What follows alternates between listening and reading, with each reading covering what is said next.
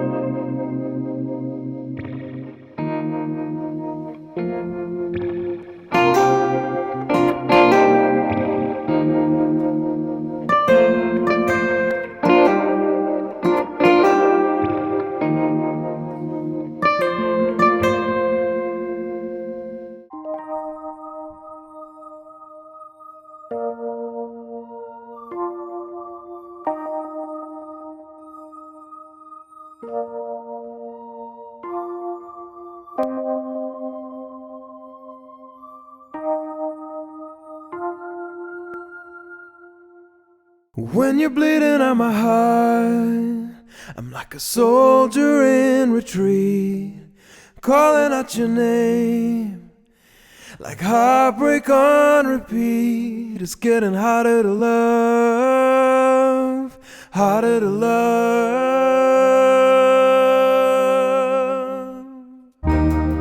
When you're bleeding on my heart, I'm like a soldier in retreat, calling out your name, like heartbreak on repeat. It's getting harder to love, harder to love.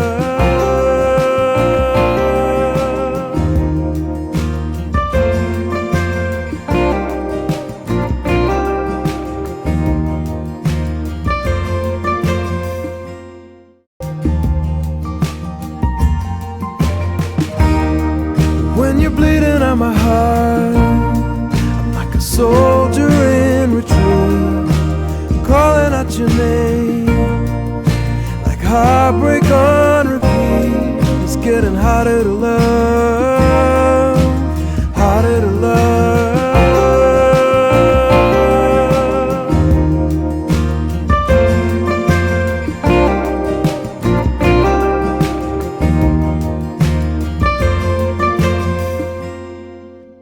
So the front panel of the Darthlimiter is very intuitively laid out. We have our main switch here on the top, then we have an engage and disengage button over there, then we have our input and output. The resistance on these feels so good. It allows you to do really precise movements very easily.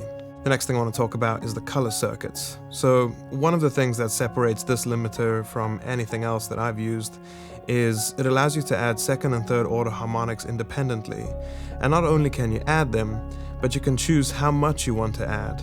You can show how much you want to drive them, and most importantly, you can tune exactly where you want them to start from. So instead of reaching for an equalizer, you can very easily tailor some of the bottom end by adding a little bit more harmonic content. The unit also has variable attack and release settings. You can change your attack very easily by using the P1 button when it's on the screen, and your release settings can be adjusted with P2. However, this unit also has an intelligent release function, where the release will constantly change depending on the source material.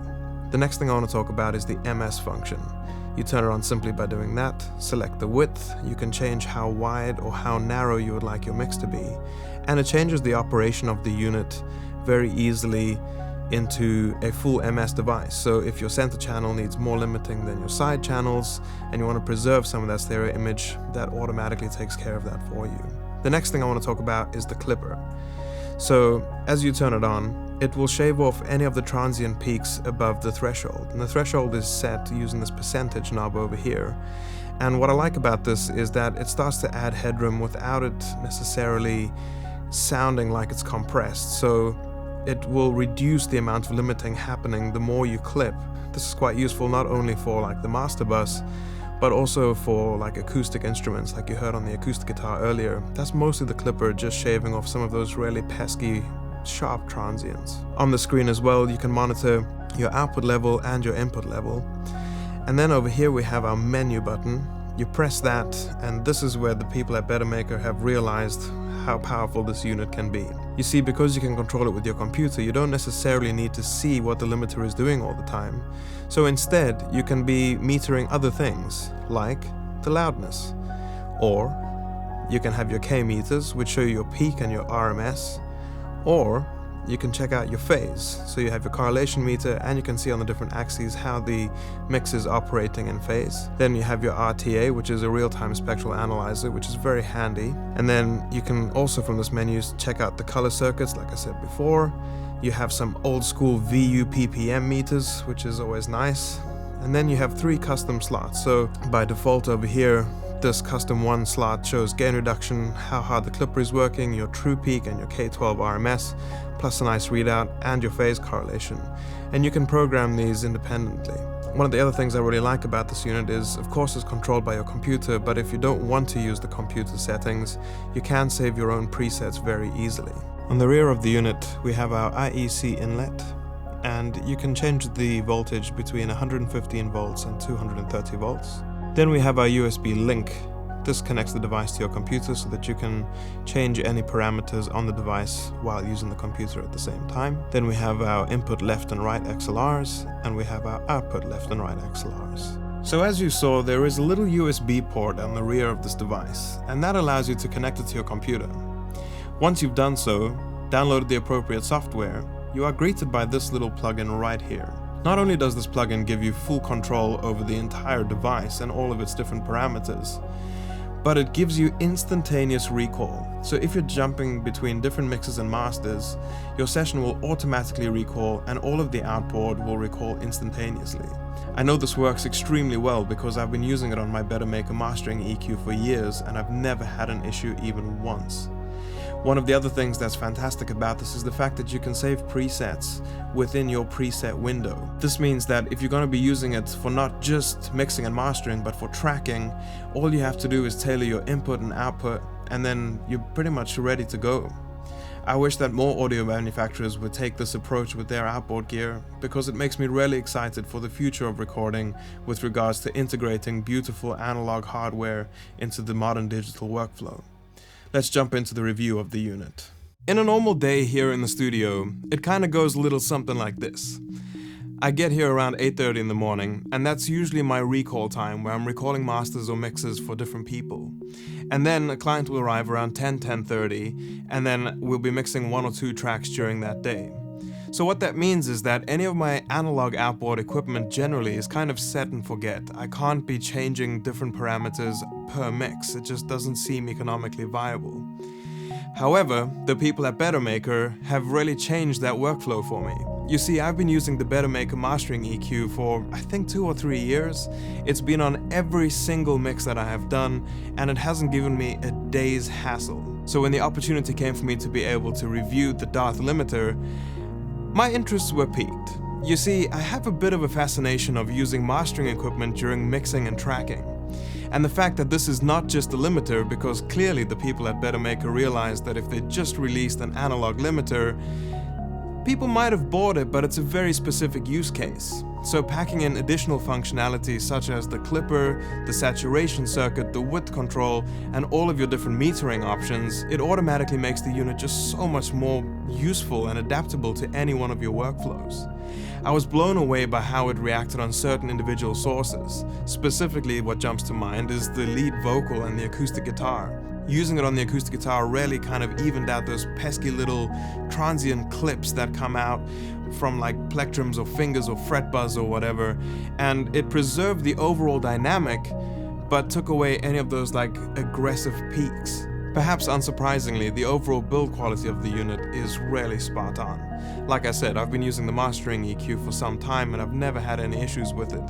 The thing that excites me about the Bettermaker stuff is because nothing is specifically labeled on the units, firmware upgrades could really change the way these units work in the future. That's not to say that they don't work perfectly right now. The instantaneous recall, of course, is just an absolute luxury and again a humongous time saver which allows you to be more creative more of the time. One of the things that I thought would be unbelievable is if Bettermaker could release a 500 series unit specifically with their clipper circuit built into it. Following from a mic pre before a compressor would be unbelievable. Let's talk about the actual intended use of this unit, which is of course mastering, limiting. There's two ways that I've tried to use this unit. By putting this unit at the top of the chain, it kind of dealt with any of those pesky transient spikes that sometimes happen from snares and acoustic guitars happening at the same time, or if there's a sibilant S with a snare hit, sometimes those things kind of perk up a little bit, and compressors have a bit of a hard time reacting to that depending on how fast your attack and release settings are.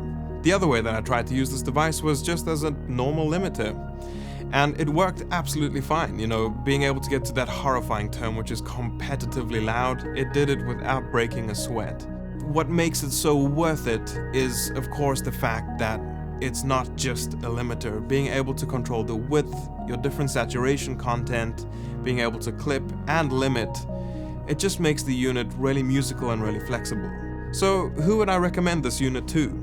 Well, if you are a mastering house, then of course that's a no-brainer. But if you are in a situation similar to mine, where you're doing a lot of mixing, you're doing a lot of mastering and a lot of tracking, I think that you might find this device very useful for more than just its intended purpose of mastering and limiting. I hope you guys have enjoyed this video. Thank you so very much for watching. If you have subscribed, thank you so very much for doing so. If you would like to subscribe, please feel free to do so. Most importantly, I hope you're all looking after yourselves and you're being kind. I'll see you soon.